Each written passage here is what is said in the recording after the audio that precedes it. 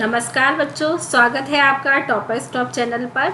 आज हम शुरू करने जा रहे हैं कक्षा 6 का अध्याय 4 जो है आधारभूत ज्यामितीय अवधारणाएं। आधारभूत ज्यामितीय अवधारणाओं के अंदर हम 4.1 शुरू करने से पहले कुछ ऐसी ज्यामितीय अवधारणाओं के बारे में जान लेते हैं जिनका जानना आपके लिए बहुत ज़रूरी है। ठीक है, आपके पाठ्यक्रम में सबसे पहले पेज पर कुछ पॉइंट्स दिए गए हैं जिन जो आधारभूत संरचनाएं आपको यहाँ दी गई हैं उनको एक बार हम देख लेते हैं। यहाँ पे तो पहला हमारा है बिंदु। बिंदु एक ऐसी ज्यामितीय आकृति है जिसकी कोई लंबाई, चौड़ाई और ऊंचाई नहीं होती। कहने का तात्पर्य ये है कि बिंदु एक ऐसी ज्यामितीय आकृति है जिसकी कोई माप नहीं होती।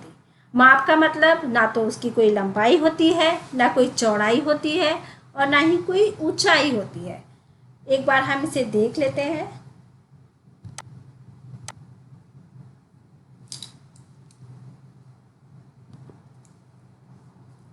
ये हमने यहाँ पर पेज पर अगर हम किसी पेंसिल या पेन की सहायता से दबाएं हम तो उससे एक आकृति प्राप्त होती है।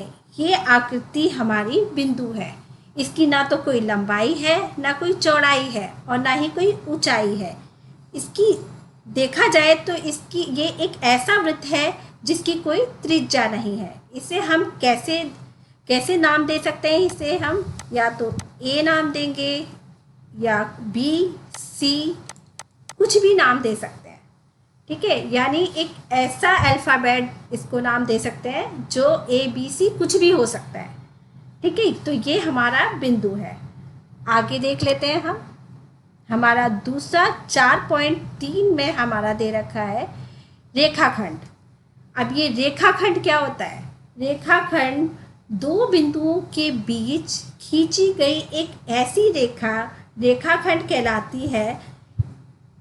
इस कहने का तात्पर्य ये है कि जो रेखाखंड है वो केवल दो बिंदुओं के बीच ही खींचा जा सकता है।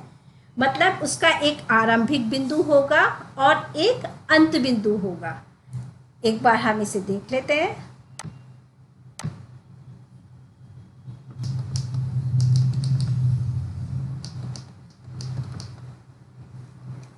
ये हमारा एक आरंभिक बिंदु है और एक ये हमारा अंत बिंदु है। इन दोनों के बीच में एक रेखाखंड खींचा हमने, उसको हमने ए और बी नाम दे दिया। ये केवल बिंदुओं के नाम है ए और बी। इनके मध्य जो एक रेखा खींची गई है ये हमारी रेखाखंड है। ठीक है, आगे अब हम देखते हैं। यह अनंत तक नहीं बढ़ाई जा सकती। वही मैंने कहा कि ये केवल दो बिंदुओं के बीच ही खींची जा सकती है, उससे आगे ये नहीं खींची जा सकती। तो हमारा ये रेखाखंड है। रेखाखंड बच्चों एक चीज़ जान लीजिए, रेखाखंड रेखा का ही एक छोटा भाग होता है। ठीक है, तो आगे हम एक बार देख लेते हैं। हमारा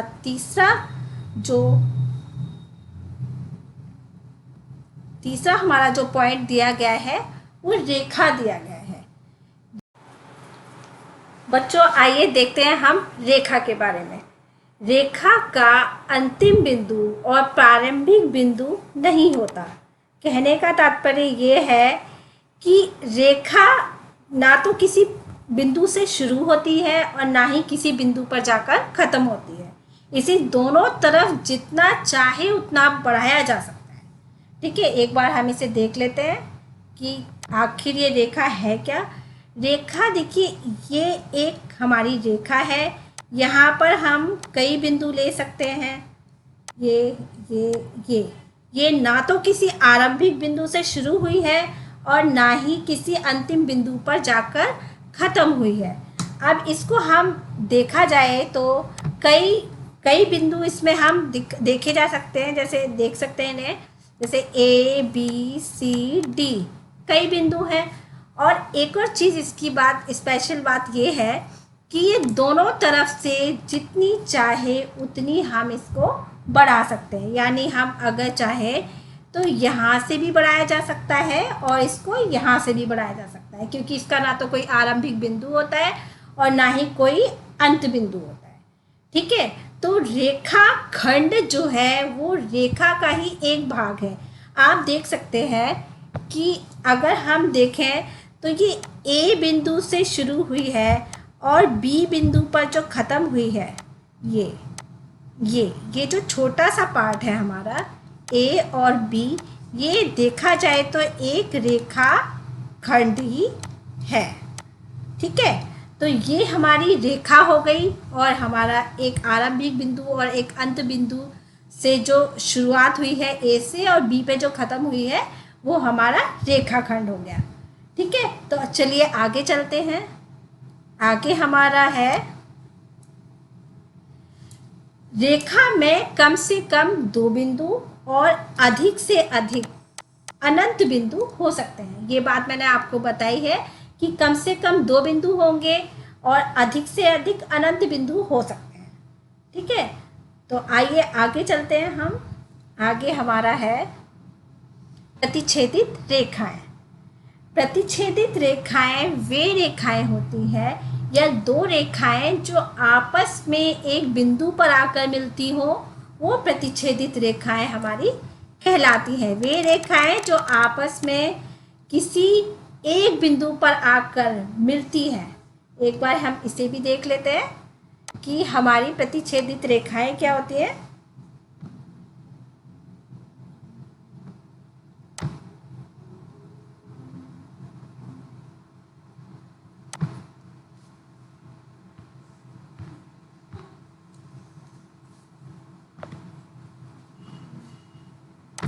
मान लीजिए हमने एक ये रेखा खींची,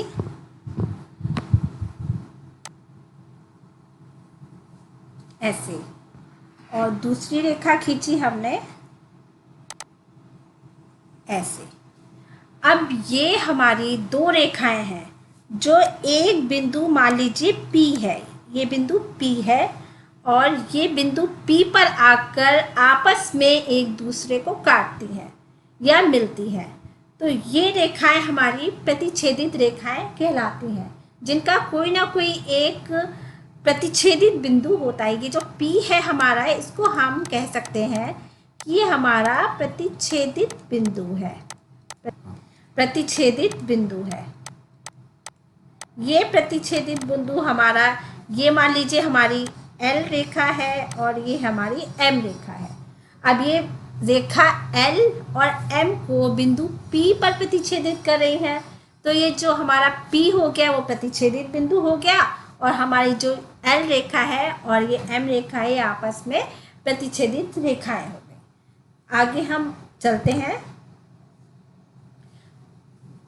इसका एक उभयनिष्ठ बिंदु होता है और उभयनिष्ठ बिंदु को हम प्रतिच्छेदन बिंदु भी कह सकते हैं। ये बात मैंने आपको बता दी है कि बिंदु P जो है हमारा वो प्रतिच्छेदन बिंदु है या प्रतिच्छेदित बिंदु है। ठीक है, तो बच्चों आपको ये बात समझ में आ गई होगी। आइए आगे इससे आगे देख लेते हैं। आगे हमारा दूसरा जो पॉइंट दिया गया है वो है समांतर रेखाएं। समांतर रेखाएं वे रेखाएं होती है या ऐसे तल में बनी, ऐसे समतल तल में बनी ऐसी रेखाएं हैं जो कभी आपस में एक दूसरे से नहीं मिलती हैं। यानी इनका ये जो 2 रेखाएं हमारी खींची जाती है, इनके बीच की दूरी जो है वो कभी आपस में कम नहीं होती। जहाँ से वो शुरू होती है उनके बीच की दूरी वहाँ पर, और जहाँ ख़त्म होती है वहाँ पर उनके बीच की दूरी समान ही रहती है। एक बार हम लोग आकर यहाँ पर देख लेते हैं कि क्या है ये।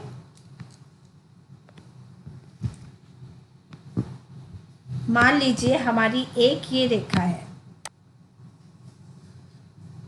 और एक हमारी ये रेखा है। ये हमारी L रेखा हो गई, ये हमारी M रेखा है। अब ये L रेखा और M रेखा है, इन दोनों की जो ये बीच की दूरी है वो मान लीजिए 4 सेंटीमीटर है। तो ये 4 सेंटीमीटर यहाँ पर भी यही दूरी रहेगी और यहाँ पर भी यही दूरी रहेगी, और ये रेखाएं आपस में कभी एक दूसरे से नहीं मिलती हैं। इस तरह की जो रेखा का युग्म होता है वो हमारा समांतर रेखा होता है। ठीक है, तो आइए हम एक बार और देख लेते हैं कि समांतर रेखाएं किसी तल या समतल तल में बनी ऐसी रेखाएं हैं जो आपस में कभी नहीं मिलती हैं। यह तभी संभव है जब इन रेखाओं के आपस की दूरी का अंतर एक ही होता है। ये बात मैंने आपको समझा दी है, मेरे ख्याल से आपको ये बात समझ में आ गई होगी। चलिए आगे देख लेते हैं। आगे हमारा अगला पॉइंट है किरण। किरण रेखा का वह भाग है जिसका एक आरंभिक बिंदु होता है। ध्यान से सुनिए बच्चों, इसका एक आरंभिक बिंदु होता है परंतु अंत बिंदु नहीं होता। आइए एक बार इसको एग्जाम्पल लेकर देख लेते हैं।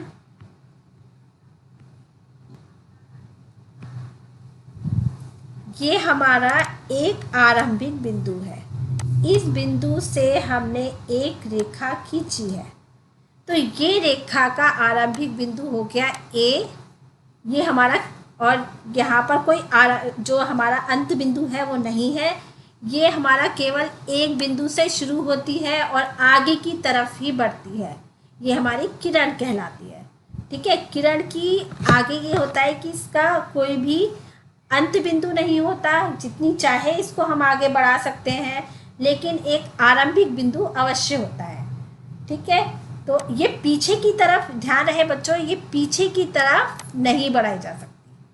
ठीक है, पीछे की तरफ हम इसे नहीं बढ़ा सकते, केवल आगे जितनी चाहे हम इसको बढ़ा सकते हैं, वो हमारा किरण कहलाती है। देखिए बच्चों, हमारे पाठ्यक्रम में ये आधारभूत संरचनाएं आपको दी गई हैं जिनका जानना आपके लिए बहुत ज़रूरी है, क्योंकि आगे ये ज़्यादातर जो पेपर में आपके या तो रिक्त स्थानों के रूप में पूछा जा सकता है या आपको ये टिप्पणियों के रूप में पूछा जा सकता है। 1 नंबर का क्वेश्चन इसमें से ज़रूर बनता है, क्योंकि हम लोग इसे या तो रिक्त स्थानों में फिलअप करने के लिए, आपको भरने के लिए दिया जाता है, या फिर हमारा टिप्पणी के रूप में छोटी छोटी ये जो परिभाषाएं हैं वो आपको दे दी जाती हैं। तो आपका इसको समझना बहुत ज़रूरी है। नोट करने के लिए आपके हमारा PDF आपके पास है, आप जितनी चाहे देख सकते हैं इसको, और आप नोट भी कर सकते हैं और इसको तैयार कर सकते हैं पेपर के लिए। बच्चों, आपको कहीं पर भी ऐसा महसूस होता है कि ये चीज़ हमें नहीं समझ में आई है, तो हमारे टॉपर स्टॉक के कमेंट बॉक्स में जाकर आप वहाँ पर कोई भी क्वेरी अपनी डाल सकते हैं, और वो कोई भी क्वेश्चन पूछना चाहे तो आराम से पूछ सकते हैं, हम आपको वहाँ पर ज़रूर जवाब देंगे। और एक और बात कि टॉपर स्टॉप के 2 साल पूरे हुए हैं, आपका हार्दिक धन्यवाद है कि आपने हमें इतना पसंद किया। 20,000 सब्सक्राइबर्स हमारे जुड़े हुए हैं, उसके लिए बहुत बहुत धन्यवाद। और टॉपर स्टॉप टीम की तरफ से आपका आभार मैं प्रकट करती हूँ। धन्यवाद।